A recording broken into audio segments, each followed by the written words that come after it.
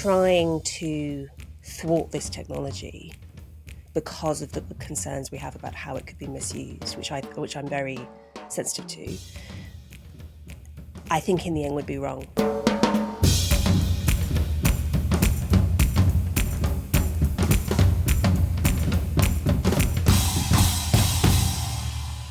Hello, welcome to Spectator TV.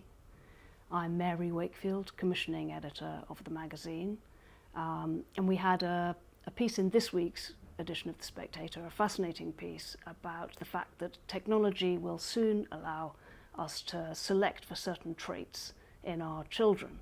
And I'm joined by the author of the piece, Louise Perry, the author and podcaster, and Mary Harrington, the reactionary feminist and philosopher, here to discuss the piece.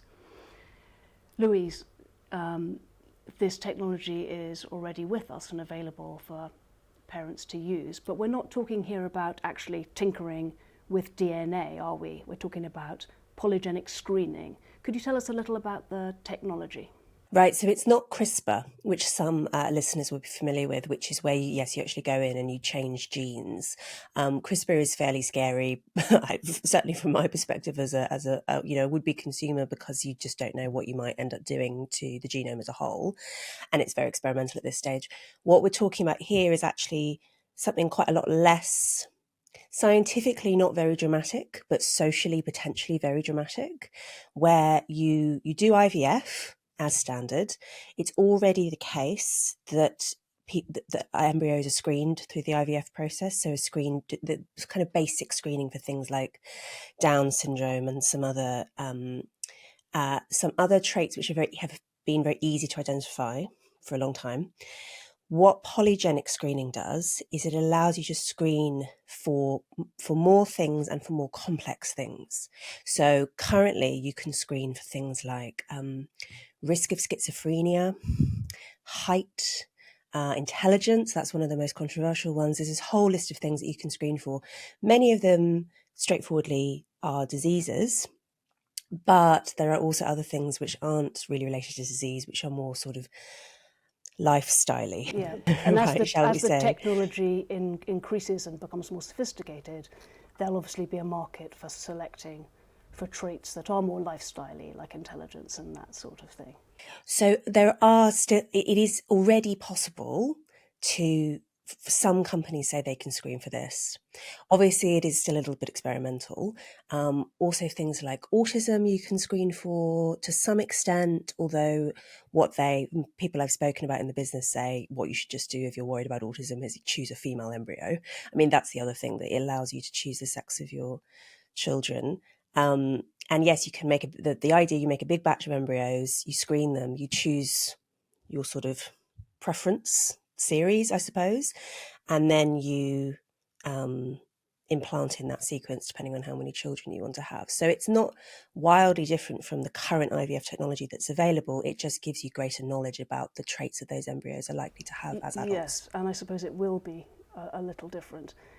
Mary, can you explain to me, do you think of this as just a normal, a continuation of the technology we already have, a continuation of healthcare, or do you think there's something different in kind about it? It's a difficult question to answer. I mean, in a sense, the point Louise makes in her piece is correct, in the sense that this is hardly the first intervention people have sought to make in, if you like, optimizing their children. In a sense, pretty much everything an averagely pushy, sharp-elbowed middle-class parent does is about optimizing their children. And if you've already set about optimizing all the way through the socio-cultural stack, why would you not extend that down into genetics? So from that perspective, it's a difference. I mean, it's difference in kind, in the sense that you're seeking to fiddle with biology. I think it's.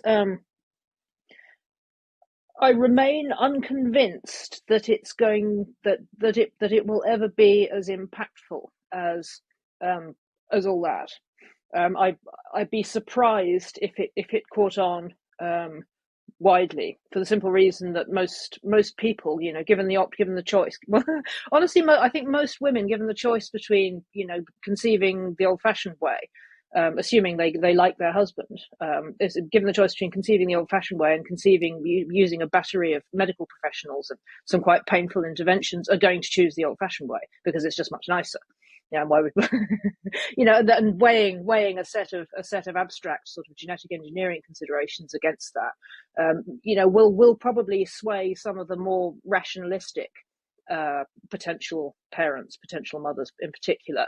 But for the rest, I would anticipate more of them than not continuing to recoil from that level of intervention. Given the far greater obvious appeal of doing things the old-fashioned way. So there's that. In terms of the effect I would anticipate it actually happening, I've argued elsewhere that we're already 50 years into the transhumanist era. So from that point of view, I don't feel like this is anything particularly new. To my eye, our tinkering with our own organism began with the contraceptive pill, and this is more of and from that perspective, this is more of a difference in degree, or a difference in sort of terrain, if you like, than a difference in kind. We've been setting out to fiddle around with what our organisms do for well over half a century. But also continuing along that line of reasoning, I think the evidence, the receipts from 50 years of tinkering with our organism through the medium of the contraceptive pill, as Louise's recent book, The Case Against the Sexual Revolution, very comprehensively showed, has not been as complete an abolition of the differences between men and women in the field of sexual desire, partner formation, and so on, as the original utopians anticipated. Men and women still exist; they still want slightly different things from an intimate encounter, notwithstanding the early promise of the pill to do away with all of that stuff and just let everybody play freely. Men and women still want slightly different things. Louise has made a very convincing case for that. And given this, I'm unconvinced that tinkering with our organisms in this way will succeed in abolishing genetic illness any more than the contraceptive pill succeeded in abolishing the differences between male and female sexuality. It might well displace them, but I doubt it's going to do away with them.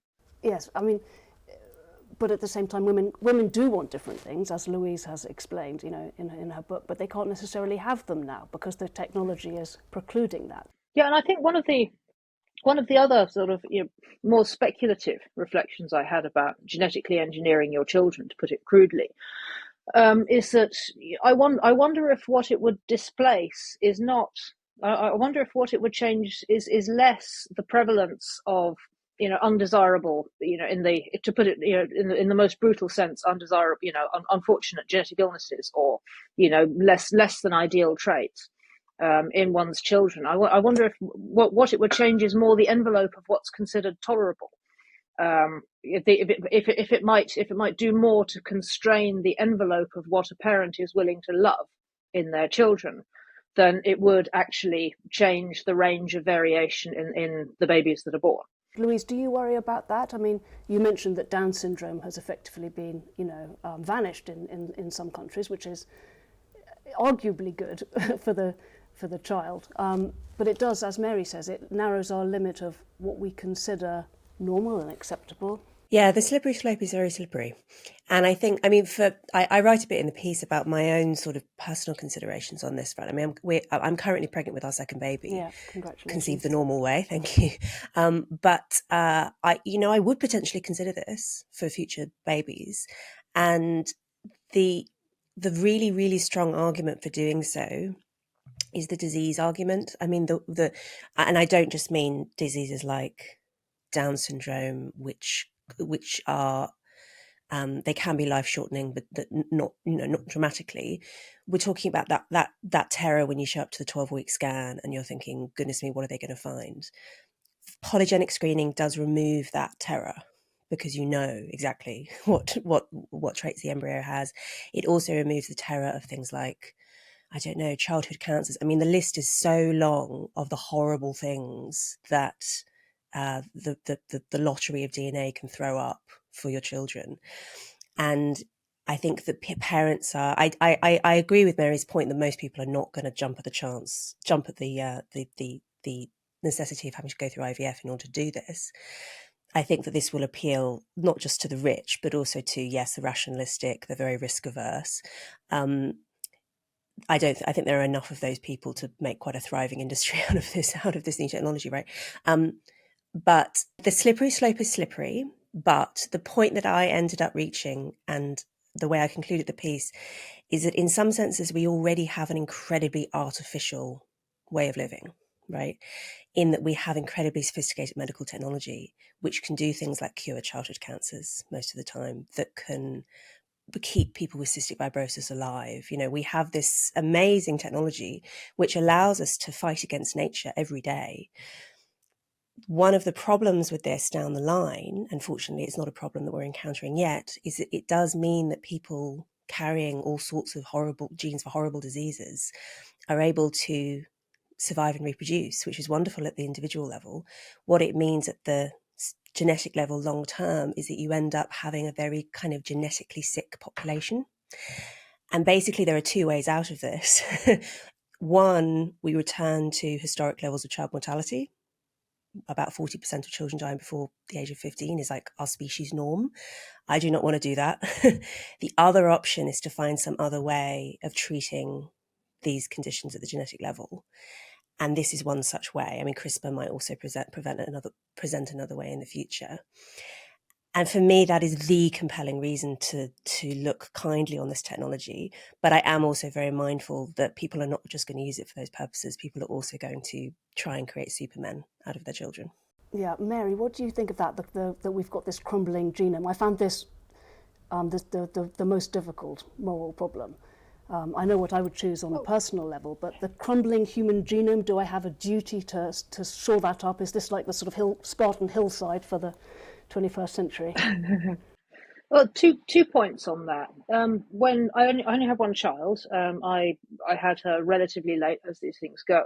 I declined the nuchal fold test at 12 weeks because I didn't want, in the event that they found a possibility of a chromosomal abnormality, I didn't want to face the choice between having to abort a wanted baby, and I decided I'd rather just not know and roll the dice.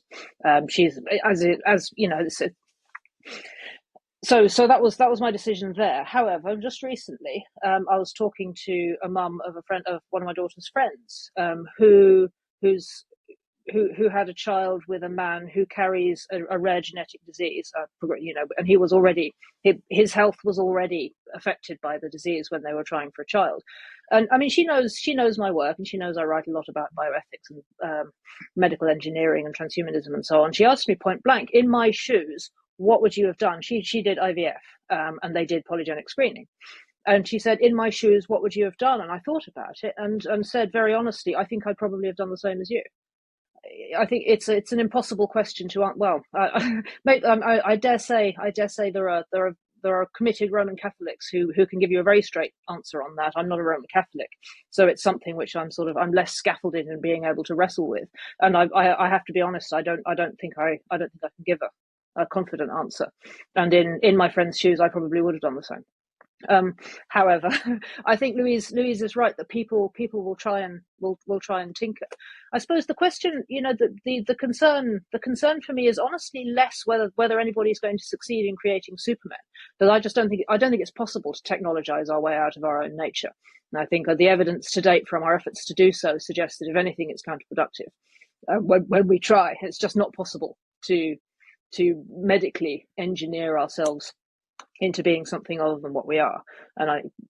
But I do think it's possible culturally, as a byproduct of that engineering, to make it less bearable to live with what we are. I think the evidence from 50 years of the pill is not that we've abolished men and women, but that we find it, or at least a minority of people now find it unbearable to be either male or female, because the promise of the technology is so radically at odds with what it delivers. And I think the likely outcome of a technology which promises, however effective it turns out to be, to abolish the abolished illness, essentially, abolish genetic illness, will be that on those occasions where inevitably, despite having been polygenically screened to within an inch of their embryonic lives, these babies then turn out to have some unforeseen medical condition. Their parents will find that intolerable. I mean, just if you look at the other end of life, I think that's part of what's driving the very sincere and obviously well-meaning push to legalize and to normalize euthanasia. It's not that people kind of secretly and unconsciously want to murder their parents. It's straightforwardly that we're now so good at curing illness that incurable illness, which includes really, the inevitable decline in old age, has just become unbearable to watch. It's come to seem such a horrific outrage that people are exerting the only form of control that's available within the medical paradigm at that point, which is to say, we can't bear to watch you suffer, so we're just going to put you down like a dog. There's a difference between how you perceive it from the outside, i.e. unbearable, and when you talk to, older people who say, no thanks, I don't want to die. It's bearable, Absolutely. life is valuable, and that is true at the other end of life as well. We think, my God, I wouldn't want to, live with below average intelligence, or let alone a single cell disorder, but the in itself experience is valuable. I can think of a great many disabled people who will stand up and say, excuse me, are you trying to tell me that my life was so not worth living that it should have been deleted before I was even born? I may have some difficulties, that require, the following things, but it sucks in some respects, but I'd rather be here than not. You mentioned in the beginning of the piece that you have certain traits, that you think of as negative. Would you now, if you could click your fingers and disappear them, imagine that your own parents had done some, polygenic screening, would you eliminate those traits?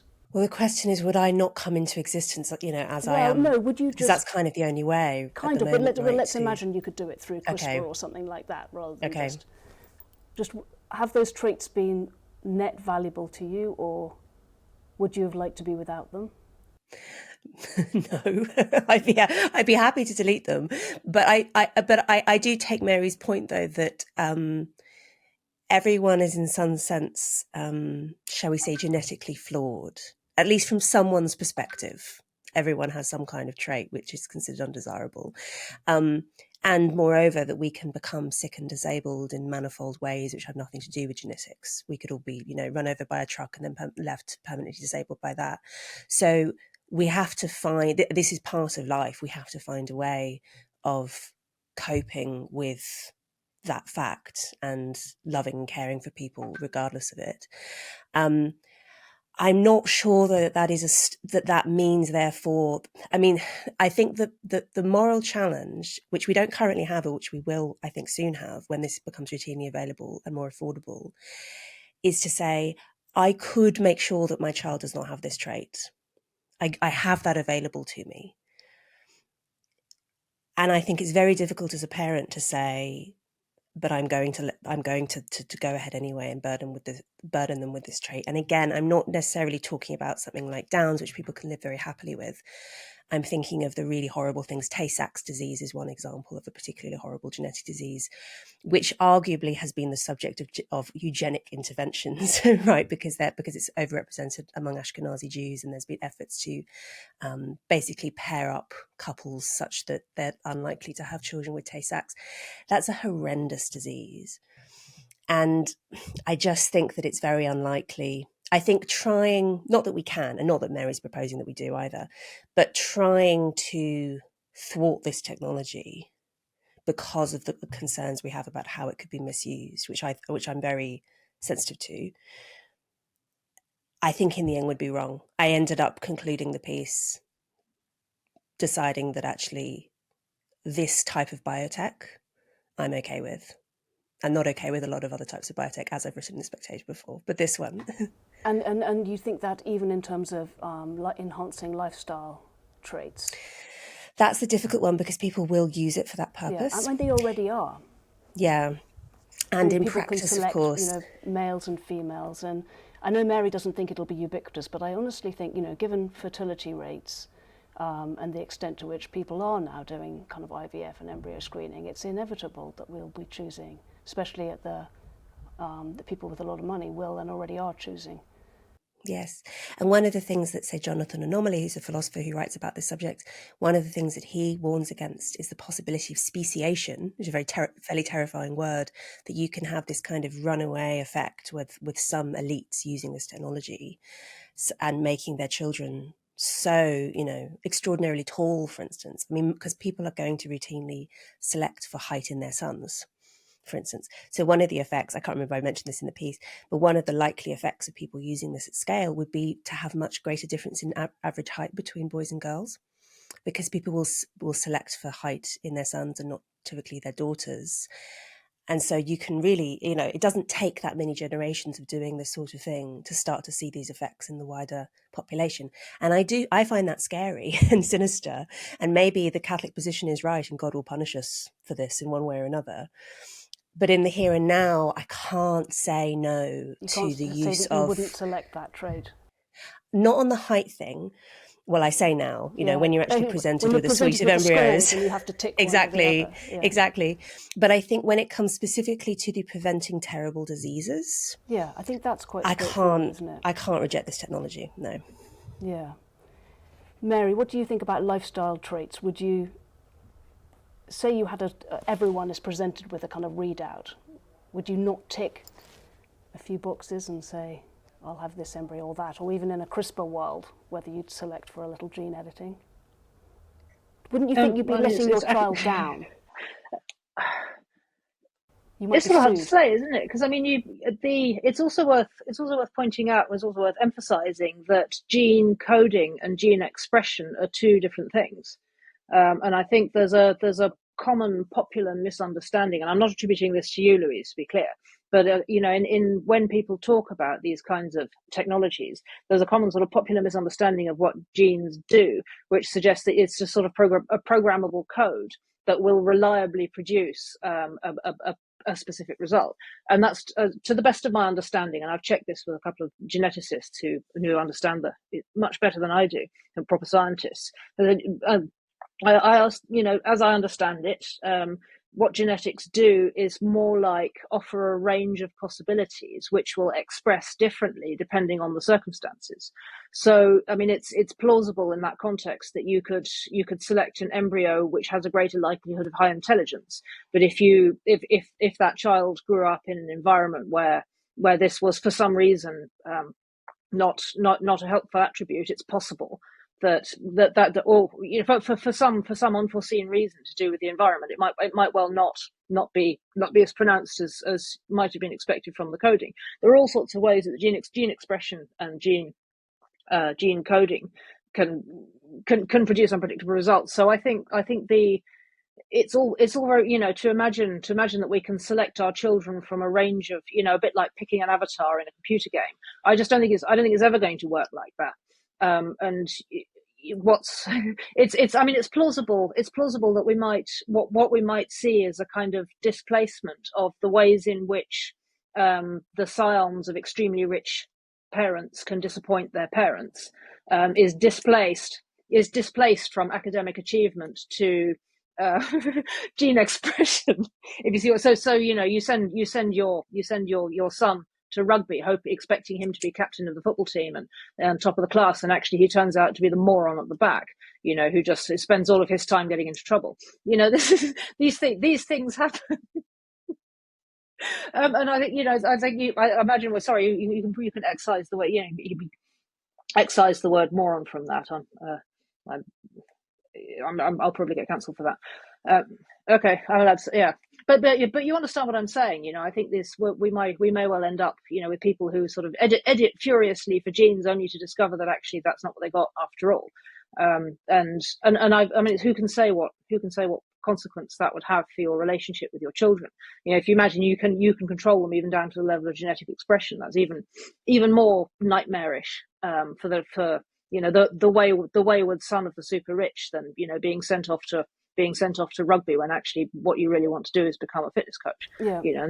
Which also sometimes so not only are you creating a different class of children, but you're creating a very unhappy class of super bright, super tall kids who've let their parents down nonetheless because they failed in some way to eminently possible. Yeah. But I mean, just sort of at the other end of things, in the short term, I completely see the force of your argument, Louise, about, I wouldn't be able to turn down the possibility of twiddling with the dials in this way, even if in the long term it runs the risk of speciation. I mean, arguably speciation already happens and is already very noticeably happening.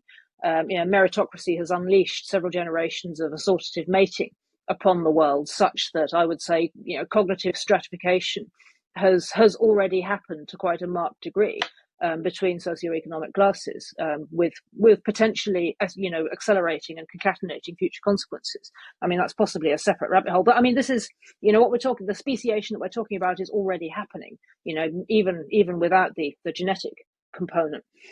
But I suppose my reflection on genetic tinkering and its relation to eugenics is, if you look at the whole picture holistically, my working hypothesis on theoretically eugenic reproductive technologies is that the ones which promise to be able to allow us to ameliorate ourselves in theory end up having the opposite effect in practice. And I mean, to offer a slightly provocative example, the original advocates for birth control argued in favor of legalizing and propagating birth control on the basis that, quote unquote, on eugenic basis. Marie Stopes and Margaret Sanger and people like that were vociferous progressive eugenicists who argued that this was a mechanism whereby defectives and dysgenic remnants could be eliminated from the population, and we could sort of breed ourselves into a superior state of collective felicity as a species. And that's not what happened. Actually, the opposite has happened. I'm on dangerous territory here, so I'm going to tread as carefully as I can. But let's just say the people who are not having children now they're not the people that Margaret Sanger anticipated would stop having children. If anything, it's the other way around. Yeah, the genome is crumbling still. Yeah, the genome is crumbling still, and I mean, the people most likely to put off having children are the women with the highest levels of education. The women most likely to not have children or not have as many children as they'd like are the most highly educated women, which is more or less the opposite of what Margaret Sanger was hoping was going to happen.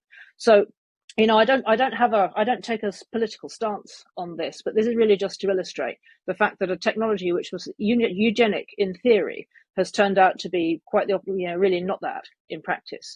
And I don't. If you look at holistically the whole picture, including its concatenating cultural impacts, not just beyond the narrow confines of the technology itself. If you look at the totality of the impact of legalized birth control, it has had.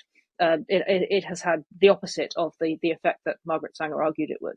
And I don't know the mechanism yet, but I predict that should genetic engineering technologies, polygenic embryo screening and so on, become normalized and widespread, something similar will obtain. It will be eugenic in theory, but it will turn out by some perverse, broader cultural mechanism to be dysgenic in practice. I don't know what that is yet, but when it happens, I'll pop up and say, "Told you so." Thank you, Mary, for that terrifying you can thought. Remember me. I can see the Frankenstein coming towards us. And thank you, Louise, also for the optimism and all the food for thought. And congratulations and good luck with your baby, Louise. Thank you. And thank you both very much. Fascinating and terrifying conversation.